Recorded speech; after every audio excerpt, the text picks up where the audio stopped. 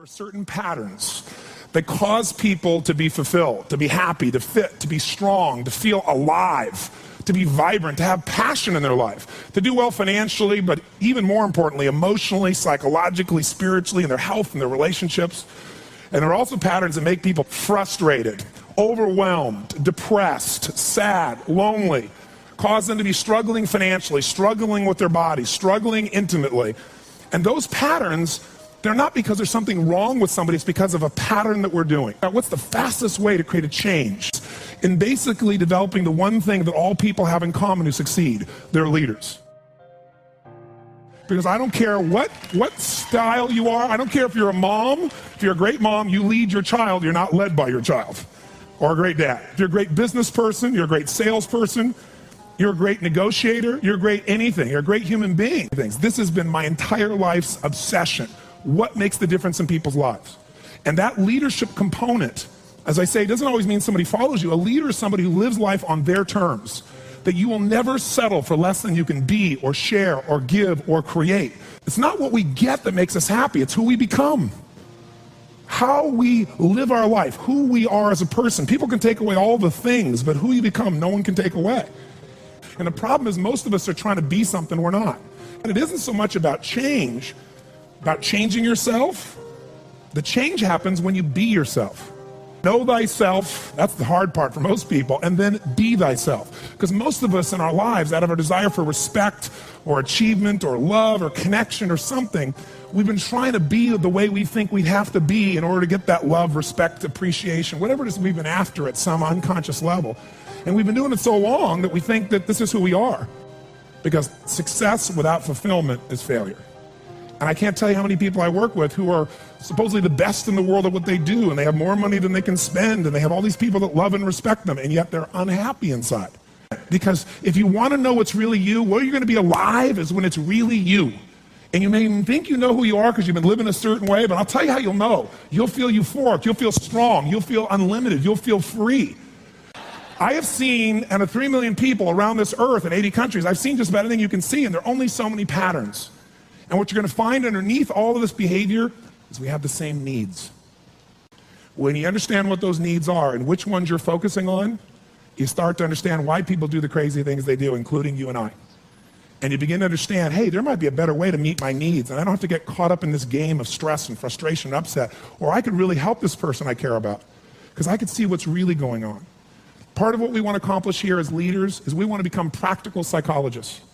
We want to understand what's really going on so we can help, so we can make a difference, so we can transform. So yes, of course you can do better in your business, because the more you understand about what people need and want, the greater you're going to be. The better manager, better leader, the better mom or dad, the better friend. And there's a better you that's available when you understand what's driving you. But most of us are running patterns over and over again. And we want to free that up. To free it up, we got to break the pattern. We got to do things that are different. So we're going to do something different. I'm not here because I believe in positive thinking. If you think that's what I believe, you don't know much about me. I'm not one of those people that believes you're supposed to go to your garden and chant, there's no weeds, there's no weeds, there's no weeds, there's no weeds. There's weeds right there. Right? That's what I believe. Here's what I believe.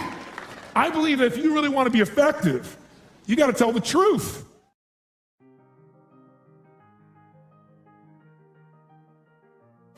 What I want you to get is that the single most important skill in life, it's the word that all leaders have. What would that word be? Influence. What changes companies is leaders. The only way you change a company is leadership. If I want to change a company that I own and I want to make a shift in that company, the number one thing I'm going to do is shifting leadership. That might be taking leaders to a different level. That might bring new leaders in. That might be new leaders of new voices with new perspectives, with new skill sets, new directions, but we need to take things to another level. Leaders solve problems and leaders maximize resources. If you're going to solve problems, you can't do it yourself or it would have already been solved. You have to get others to help you to do it. That requires influence. True? If you're going to get people to maximize resources, that requires influence. If you're going to get people to partner with you, provide you resources, capital, suppliers, anything, that requires influence. If you're going to have an impact on your kids or your community or the world, that requires influence. There is no more important skill of leadership than influence. And yet most of us think of it like selling And as a result, we don't master influence. So I'm not here today to try and get you to become a master of influence in 45 minutes or so of my chatting with you here, because we have so many of the speakers. This is the area of life I am most focused on. Because I know that if you can't influence, you can't lead. But if you can influence powerfully, intelligently, with integrity, there's no limit to whatever you can envision and what you can make real. And if your influence becomes not just you as the influence, but you're able to influence systems, people, company, culture. If you can turn other people into influencers, now whatever you vision about can be made into a reality. And so as a skill of influence, we got to ask ourselves, how many agree leaders are what change companies? Raise your hand if you agree with that. Say aye. And leaders' number one skill is influence. If you agree, say aye. And then the question becomes, how do you influence? How do you influence consistently with integrity? You can influence many ways. You can do it without integrity. But the good news is we live in a world today where whatever you do, it's transparent to the world, because there are no secrets anymore, are there? Try to have a secret today, bless you. You can forget the secret. With the internet, with the culture we have, the way the world is today, there are no more secrets, and whatever you think is still possible to keep secret, give it 3 or 4 more years and it'll be impossible. Every phone call you make is recorded. There's no single phone call that goes in and out of North America that they don't have a recording of, and they can search by word, by tone, by tempo. They can even recognize voices now. There is no such thing as privacy. Everything you've ever put on the internet is there forever, and people know it and can search it. The way you write is searchable now. You can not sign your email, you can put it on somebody else's email, and the structure of your language and the way you influence things can be studied at this level. So the good news about that is manipulation as an ongoing tool for success is over. But adding value will never go out of style. Truth will never go out of style. So influencing with integrity is the secret. But what really influences people? Do facts and figures, we give you enough facts and figures out of a core story, is that going to influence people? No. It's the weaving of that story together in a way that produces what shifts people. And that's human emotion. Ultimately, the big game here is emotion. You have to influence emotion. You have to influence the emotion of your people. If you're going to maximize resources, and if we all agree, as we talked about the other day, it's not a lack of resources, it's a lack of what? Resourcefulness. If you're creative enough, if you're playful enough, if you're determined enough, if you're focused enough, you can find a way. If you're giving enough, if you're generous enough, if you're honest enough, if you're courageous enough, you will get people to help you. You will find the way. You will make that thing happen. You'll access the resource. You get someone to coach you, teach you, loan it to you, let you try it, drive it, experience it. So it's the ability to influence emotion, because that's what affects our intellect. That's the bottom line. A core story is only there to give you a set of facts to educate someone that will make them emotional enough to make a decision. And what they do is they go through a series of things that you have emotions about. They may say them in a non-emotional way, but the only reason they work is because you know they're going to open the person's emotion. How many agree with me on this? Say aye. So as leaders, we can never forget that humans are emotional creatures, including ourselves. And to influence other people, we have to know what already influences them. And we can't ever forget what truly influences them. It's going to come down to our ability to connect with them at a deep emotional level, or get others to do the same. Here's how I'd say it in a really simple term. To influence someone, you have to already be influenced. Right? To move somebody, you better be moved. To touch somebody, you can't touch somebody about your product or service or vision or idea or your company if you're not touched. To persuade others, you have to be persuaded. You can't give somebody else what you don't have. Now, you may have it intellectually, and here's the challenge. When you first meet somebody in your relationship, and you're all excited, what's the level of energy like? 0 to 10, make the sound of that energy. You meet somebody you're totally excited by, make the sound, everyone. 6 months, 6 years, 20 years later. It's scary, isn't it? And it's not time, because there are people, I've been with them. Been together 65 years, and they're still out of their mind for each other. They make the same amount of noise you did in the beginning here. What changes is, very often, when you're around something enough, I don't care what it is, there's a law called the law of familiarity. The law of familiarity says this: if you're around something enough, you take it just a little bit for granted. And it doesn't matter what it is, it's not that you don't care, it's that you get used to it. It's that the variety of it is not quite as high. It's not so new, and with that, sometimes you give it less significance. Even though in your heart you know it's significant, You don't keep the aliveness of it. It becomes something you intellectualize versus something you feel inside your body with a passion. So there are people say, but we love each other. Yeah, well, that's great. You know, hug each other every now and then. You say you love each other, little kiss like that. Was that how it was in the beginning? No, it isn't time. It's that most people don't understand that this emotion, this intensity, this passion has to be constantly reinforced every single day. And like any muscle, if you don't use it, so then you have the base understanding of why you do what you do, but you've lost the energy that makes it alive. And so if you're gonna be touching people, you gotta be touched. So then the question is, how do we influence ourselves? How do we influence other people? We gotta get them into their emotions. We gotta get ourselves into the emotions that are gonna move us to action. And we gotta do that ongoing, because otherwise all the stuff you wrote down will die. It'll die in your book, it'll die in your head. There has to be a level of emotion, a level of hunger in you that makes you go follow through. There's got to be a level of energy in you that when you go share it with people, you're able to influence them to follow through. And when they don't do it, enough to get back in there with them again and get them to do it again. This is where the whole game gets won or lost. Do you agree or disagree with me on this? So what we got to look at is, first of all, us. How many of you have days when you wake up and you feel like, I don't want to talk to people today? How many got days like this in your life? Say I. But again, as I said the other day, if you're the leader, you don't have that choice. If you're the leader, you have to get in a good state. If you're the leader, you have to get yourself in that place. And how many of you have had some gut checks? Let me see again in the last 6 months, 12 months in your business with economy changing like it's never changed before. How many have had those gut checks? Say I. So what do? We have to become masters of influence, which means we have to be able to master the state of our own organization. To master the state of our own organization, we've got to know how to change that. How fast, my friends? How fast? And where does it have to start? Ourselves, since we're the first constraint. And if we can do it with ourselves and influence, then we can teach everybody else to influence. We've said business is innovation and marketing.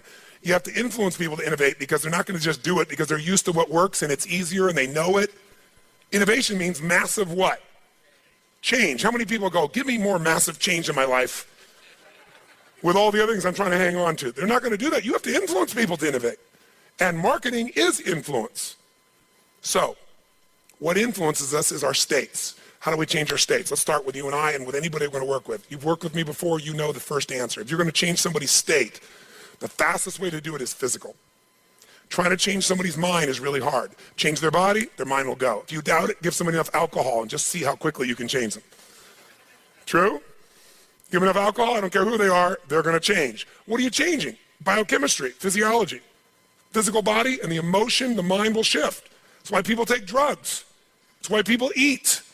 When they go eat, it's a biochemical change in their body. So, but we can do this through movement. We can do this through change. So if you want to be the leader and you're going to be affected, first thing I'd say to all of you going home, so you don't feel overwhelmed, is you need to develop an ongoing discipline because we are our rituals. And I mean a physical one. If you want to say, well, why is my life the way it is today? Look at your rituals. Whether you call them rituals or not, you have them.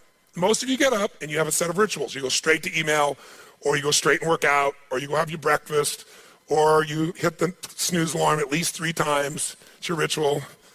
Who knows what I'm talking about here? And if you want to know what somebody's like, you can see the rituals.